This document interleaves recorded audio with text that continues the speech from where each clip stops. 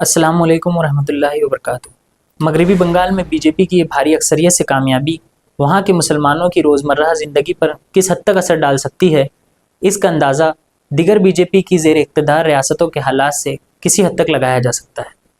ساتھ ہی اگر B J پی کی حقیقی فکری بنیاد کو سمجھ لیا جائے تو معاملہ مزید واضح ہو جاتا ہے۔ بی جے پی دراصل انتہا پسند ہندوتوا نظریے کی سب سے بڑی علمبردار جماعت ہے۔ مسلم مخالف ایجنڈے اور انتہا پسند ہندوتوا کو فروغ دے کر وہ پورے ملک میں اپنی سیاسی طاقت برقرار رکھنا چاہتی ہے۔ کئی دہائیوں سے بھارتی ہندوؤں کی نفسیات میں چند تصورات مسلسل راسخ کیے گئے ہیں۔ سب سے پہلا یہ کہ مسلمان ہندوؤں کے ازلی دشمن ہیں۔ دوسرا یہ کہ اس سرزمین کے اصل مالک صرف ہندو ہیں، باقی سب آباد کار یعنی سیٹلرز ہیں۔ تیسرا یہ کہ مسلمانوں کو بے دخل کرنا ایک مذہبی فریضہ ہے۔ اور چوتھا یہ کہ اس عظیم ذمہ داری کو پورا کرنے کے لیے بی جے پی ہی واحد سہارا ہے۔ اس کا نتیجہ یہ ہے کہ پورے ملک میں مسلمانوں کی زندگی آج شدید مشکلات کا شکار ہے۔ گورکشا کے نام پر ہجوم تشدد، سی اے اے اور این آر سی کے ذریعے شہریت پر خطرات، حجاب پر پابندی، بلڈوزر کی سیاست وغیرہ، یہ سب محض الگ الگ واقعات نہیں بلکہ ایک منظم منصوبے کی نمایاں شکلیں ہیں۔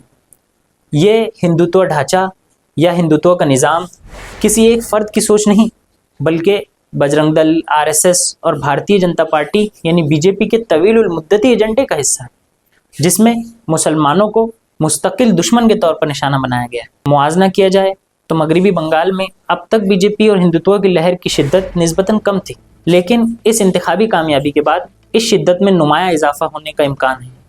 مزید یہ کہ بی جے پی کی یہ فتح اس لیے بھی زیادہ اہم سمجھی جا رہی ہے کہ یہ صرف ایک سیاسی کامیابی نہیں بلکہ بعض حلقوں کے نزدیک ہندوستانی مسلمانوں کی مذہبی اور ثقافتی آزادی کے آخری مضبوط مورچے کے خاتمے کی علامت ہے۔ اس کے بعد وہاں کے مسلمانوں پر ظلم و ستم میں شدید اضافے کا خدشہ ظاہر کیا جا رہا ہے۔ مغرب بنگال کی سرحد ہمسایہ ملک بنگلہ دیش کے ساتھ تقریباً 2200 کلومیٹر طویل ہے۔ اسی لیے بی جے پی حکومت یہاں دراندازی یا غیر قانونی بنگلہ دیشی کا مسئلہ سب سے بڑا سیاسی ہتھیار بنا سکتی ہے۔ یعنی کسی کو بھی بنگلہ دیشی قرار دینا، اور ایسا کرنا نسبتاً آسان ہوگا کیونکہ پہلے ہی ایس آئی آر کے ذریعے ووٹر لسٹ سے بڑی تعداد میں مسلمانوں کے نام حذف کیے جا چکے ہیں۔ اس کے علاوہ آسام کی طرز پر این آر سی نافذ کیے جانے کا امکان بھی موجود ہے۔ لہٰذا بھارت کی دیگر ریاستوں میں بی جے پی کے اقتدار میں آنے کے بعد مسلمانوں کو جس نوعیت کے نقصانات اور مشکلات کا سامنا کرنا پڑا، مغربی بنگال میں ان کے کئی گنا بڑھ جانے کے امکانات ظاہر کیے جا رہے ہیں۔ مغربی بنگال سمیت پورے ہندوستان میں مسلمانوں کو جن آزمائشوں کا سامنا ہے، ایسے حالات میں ایمان اور دین پر ثابت قدم رہنا سب سے پہلی ذمہ داری۔ ہزاروں ظلم و ستم کے باوجود ایمان اور دین پر ڈٹے رہنے کی بے شمار مثالیں ہمارے سامنے موجود ہیں۔ حضرت ابراہیم علیہ السلام کو دہکتی آگ میں ڈالا گیا تھا، مگر پھر بھی وہ ذرہ برابر متزلزل نہیں ہوئے بلکہ کامل استقامت کے ساتھ اعلان فرمایا، حسبی اللہ و نعم الوکیل، یعنی اللہ ہی میرے لیے کافی ہے اور وہی بہترین کا اساس ہے۔ موسیٰ علیہ السلام کے معجزات کو دیکھ کر جو جادوگر ایمان لے آئے تھے، جب فرعون نے ان سے کہا کہ اگر تم ایمان سے باز نہ آئے تو تمہارے ہاتھ پاؤں مخالف سمتوں سے کاٹ دیے جائے گے اور تمہیں سولی پر چڑھا دیا جائے گا، تب بھی وہ ایمان سے پیچھے نہیں ہٹے اور کہا فقضی ما انت قاض۔ اصحاب اخدود کا واقعہ بھی ہمارے سامنے ہے، جہاں ایک نوجوان کی درخشاں قربانی کو دیکھ کر جو لوگ ایمان لائے تھے انہیں آگ سے بھرے گڑھوں میں پھینکا جا رہا تھا، مگر وہ ایمان سے 1 انچ بھی ہٹنے پر آمادہ نہ ہوئے۔ وہ آگ میں کود جانا قبول کرتے تھے لیکن ایمان چھوڑنے کے لیے تیار نہ تھے۔ اسی طرح اصحاب کہف نے اپنی ایمان کی حفاظت کے لیے آبادی چھوڑ کر پہاڑ کی غار میں پناہ لی، مگر ایمان سے دستبردار نہ ہوئے۔ حضرت بلال رضی اللہ تعالیٰ تپتی ہوئی ریت میں سینے پر بھاری پتھر رکھ کر لیٹنے کو تیار ہو گئے، مگر ایمان سے نہ ہٹے اور اسی حالت میں احد احد پکارتے رہے۔ اسی طرح خباب بن ارت رضی اللہ عنہ، ان کو دہکتے انگاروں پر لٹایا گیا، یہاں تک کہ جسم کی چربی پگھلنے سے آگ بجھ گئی، مگر وہ ایمان سے پیچھے نہ ہٹے۔ فلسطین اور کشمیر کے مسلمانوں کی استقامت کی خبریں بھی ہم روزانہ سنتے رہتے ہیں۔ یہ تمام واقعات ہمارے لیے عظیم حوصلہ اور تحریک کا ذریعہ ہے۔ دوسری بات یہ ہے کہ اللہ پر توکل ہی ایمان کی اصل طاقت اور کامیابی کی کنجی ہے۔ کسی سیاسی لیڈر، جماعت یا طاقت پر نہیں بلکہ صرف اللہ تعالیٰ پر بھروسہ کرنا چاہیے۔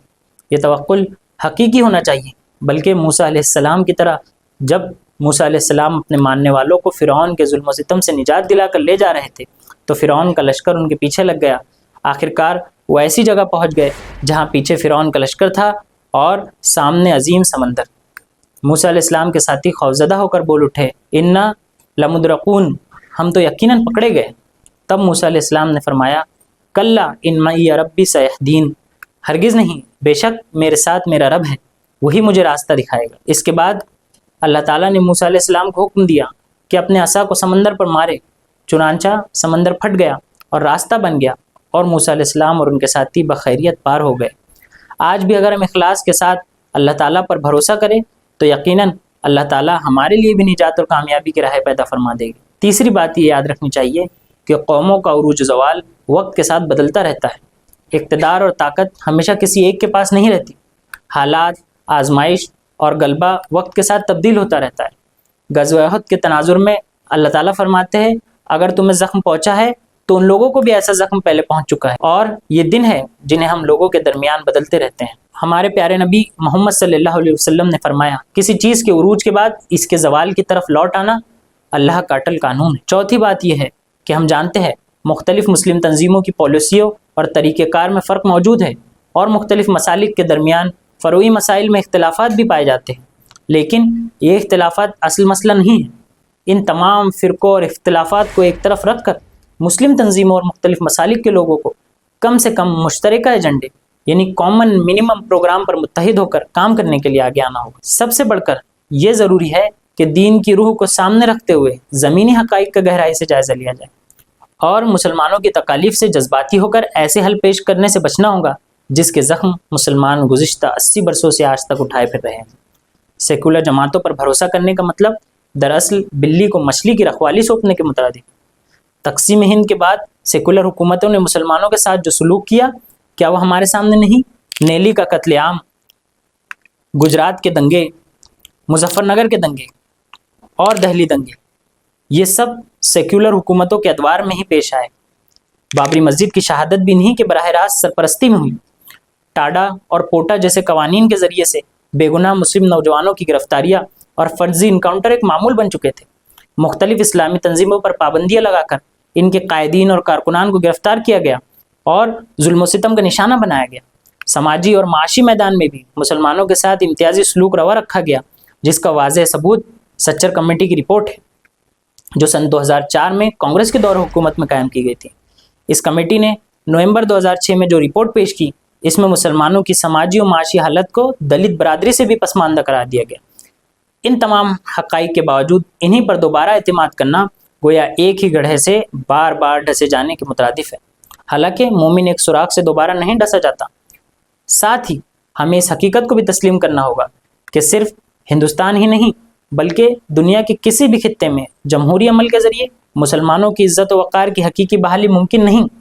یہ صرف دین اسلام کے صحیح اور مکمل پیروی ہی کے ذریعے ممکن ہے۔